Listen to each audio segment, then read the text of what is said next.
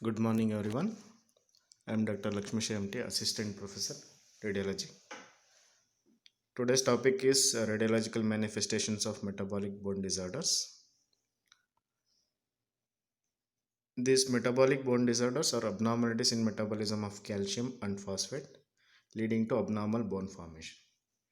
Coming to different examples, osteomalacia or osteoporosis, rickets, scurvy, hyperparathyroidism, thyroid disorders such as hyperthyroidism and hypothyroidism, fluorosis, gout, pseudogout, and ochronosis. Coming to osteomalacia, it's commonly called as osteoporosis, sometimes referred to as osteopenia. There are mainly 5 important features. There will be decreased bone density, there will be coarse trabecular pattern, loss of cortical definition, pseudofractures, and deformities.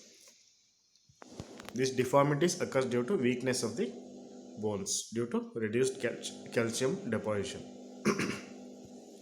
The first image shows AP X-ray of the wrist and forearm, showing the pseudofracture of the distal diaphysis of the ulna. Second image shows AP X-ray of the pelvis, showing deformed pelvic inlet due to abnormal protrusion of femoral and acetabular roof into the pelvic inlet. This appearance is called triradiate pelvis. Coming to third X-ray, this X-ray is lateral X-ray of the lumbar spine, showing concave deformity of the superior and inferior end plates of the vertebral bodies. This typical appearance in osteomalacia of the vertebral bodies is called as codfish vertebral bodies. It just appears like a codfish appearance. This again features of osteomalacia and lateral X-ray. In the figure A, you can see there are prominent vertical striation. Those are the prominent trabeculae, and you can also see there is reduced density of the vertebral bodies. In the figure B, you can see the arrow pointing towards the anterior cortex of the lumbar vertebral body. It shows very thinned out anterior cortex, that is loss of cortical definition. Also you can see prominent vertical trabeculae. Coming to Cushing's disease and steroid induced osteoporosis. First image shows lateral X-ray of the lumbar spine, showing compression collapse of the lumbar vertebral body with sclerosis and air foci in the center. This is an feature of avascular necrosis of the vertebral body. Coming to second and third X-rays, these are the AP X-rays of the left hip joint. In figure A shows increased sclerosis. There is whitening of the femoral head, whereas joint space is maintained and trabecular are normal. In figure B, there is advanced case of avascular necrosis of the femoral neck, showing increased sclerosis compared to figure A, and there is destruction of the femoral head contour and irregularity of the femoral head. The arrow is pointing towards the prominent vertical trabeculae of the medial femoral neck. Coming to rickets, this is the counterpart of osteomalacia in the children. This occurs due to deficiency of vitamin D. Radiological features are there will be bowing of long bones and costochondral beading. First image shows AP X-ray of the thigh and leg. There you can see reduced density of the visualized bones, femur, tibia and fibula, and there is also bowing of the bilateral femur and bilateral tibia and fibula. Second image shows AP X-ray of the chest, showing beaded appearance of the costochondral junction. This is called costochondral beading or rickety rosary.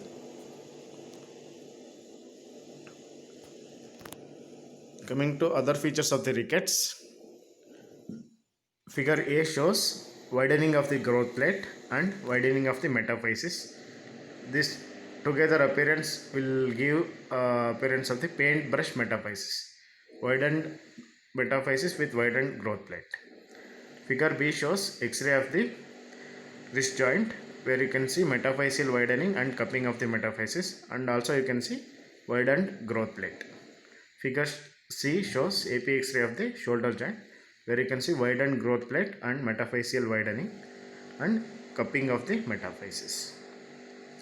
You can Figure D shows AP X-ray of the pelvis, showing widened metaphysis of the bilateral femur and widened growth plates. This is a case of treated rickets. In treated rickets, you will get white line of Frankel. There will white line of Frankel is nothing but dense metaphyseal sclerotic band in the metaphysis. Figure A shows AP X-ray of the ankle joint, where you can see dense white line in the metaphysis of the distal tibia, and figure B shows AP X-ray of knee joint. You can see white line of Frankel in the femur and tibia. Coming to scurvy, it occurs due to deficiency of vitamin C in children or in adults. There are 6 radiological features. First feature is generalized osteopenia, that is reduced density of the bones.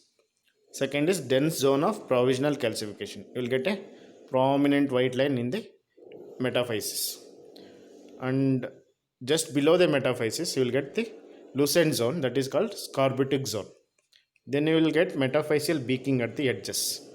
This is called Pelkan spurs. These are called Pelkan spurs, denoted by 4 in the image. Then you will get Wimberger sign or ring epiphysis. There you can see lucent epiphyseal bone, and only margin will be thickly calcified. This will give appearance of ring epiphysis. Sixth point is subperiosteal hemorrhages, where you can see there is hemorrhage between the periosteum and the bone, and this hemorrhage will lift the periosteum off the bone. Sometimes this subperiosteal hemorrhages will get calcified and appear as density in the bone. So to recap, osteopenia, dense zone of provisional calcification, scorbutic zone, that is lucent zone in the metaphysis, Pelkan spur or metaphyseal fraying, Wimberger sign or ring epiphysis, subperiosteal hemorrhages. Hyperparathyroidism. Here you get 4 to 5 features. Figure A shows lateral X-ray of the lumbar spine, showing sclerosis of the superior and inferior end plates. As you can see, intervertebral disc space are normal. The sclerosis of superior and inferior end plates give appearance of Rutger-Jesse spine, that is alternate white and dark lines. Third image shows there is mildly expansion lucent lytic lesion involving the first rib, posterior aspect of the first rib. This occurs due to brown tumor. So osteoclastic resorption of the bones in the hyperparathyroidism. Figure A and B shows AP X-rays of the phalanges. Figure A in double arrow shows there is tufting and resorption of the terminal phalanges, and there is subperiosteal resorption of the bone on the radial aspect of the middle phalanges. It is seen in both figure A and B. Third image shows lateral X-ray of the skull, which shows widened diploic space with ground glass appearance, and calvarial bone show multiple tiny lucent and white densities, giving appearance of salt and pepper pot skull. So hyperparathyroidism, you will get subperiosteal resorption, tufting of the terminal phalanx, ground glass appearance of the diploic space, and salt and pepper pot skull. In hyperthyroidism, you will get diffuse osteopenia. First picture shows AP X-ray of the foot, where you can see reduced density of the visualized metatarsals and phalanges, and also you can see prominent trabeculae. In the right image shows thyroid acropathy. There is thickening of soft tissues.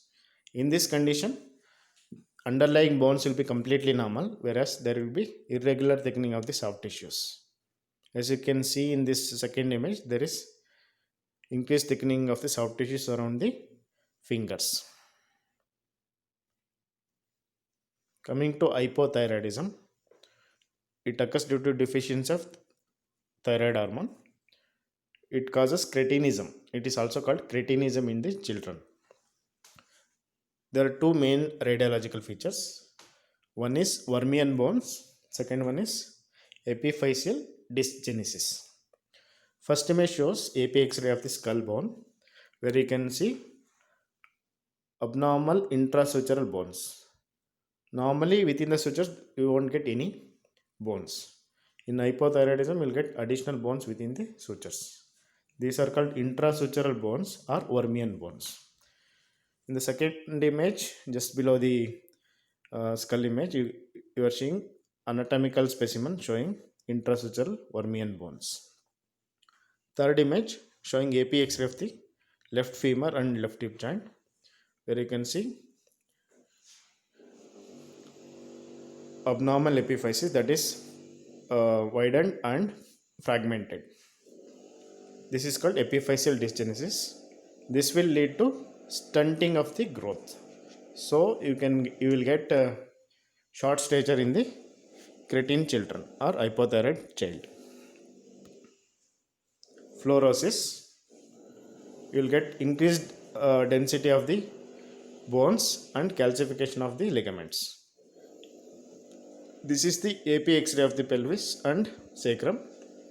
Here you can see there is increased density of the lower lumbar-vertebral bodies and sacrum and pelvic bones, and also you can see calcification of sacrotuberous and sacrospinous ligaments.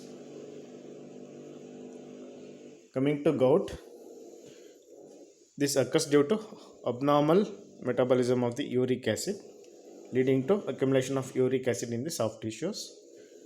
Typically this uric acid crystals accumulate in the periarticular region, that is just adjacent to the joint spaces.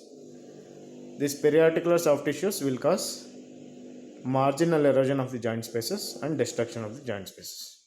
First image you can see multiple soft tissue lesions in the periarticular region of the interphalangeal and interphalangeal joints. Second image shows first metatarsophalangeal joint with soft tissue swelling and marginal erosion of the joint spaces.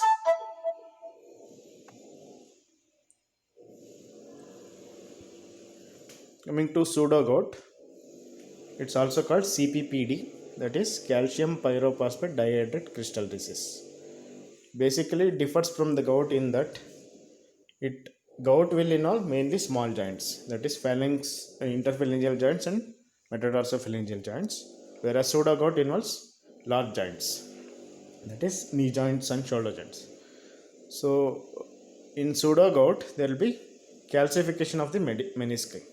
You can see in picture B, there is calcification of the medial and lateral menisci of the knee joint, and picture C, you can see calcification of the anterior and posterior horns of the menisci. In picture D, you can also see calcification of the cartilage of the femoral bone, that is also called chondrocalcinosis, and also you can see harrowhead, that is calcification of the posterior capsule of the knee joint. Coming to last in the section of metabolic bone disorders, that is ochronosis. This occurs due to deficiency of homogenetic acid oxidase enzyme, leading to accumulation of the homogenetic acid in the soft tissues and cartilages. In this condition, there will be calcification of the intervertebral disc spaces. In first image, as you can see, normally this IV disc spaces will be lucent or dark, Whereas in ochronosis, due to deposition of the homogenetic acid, there will be calcification of this intervertebral disc spaces. In picture B, there is lateral axial spine showing calcification of the intervertebral vertebral disc spaces. Also, you can see reduced density of the vertebral bodies due to ochronosis. To summarize, osteomalacia, you will get loosened bones with thickened trabeculae, rickets, growth plate widening, cupping and fraying of metaphyses, scurvy, you will get Wimberger's sign and Pelkan spur, hyperparathyroidism, you will get Rutger-Jersey spine, that is alternate white and black bands in the spine, brown tumors due to increased osteoclastic activity, subperiosteal resorption of the phalanges, salt and pepper pot skull. Hypothyroidism, you'll get Wormian bones, that is intrasutural bones, and epiphyseal dysgenesis. Gout, you'll get accumulation of uric acid crystals in the periapical region, that is soft tissue masses, with marginal erosions of the joint spaces. Pseudo gout, it will involve large joints, that is knee joint. It will cause meniscal calcification.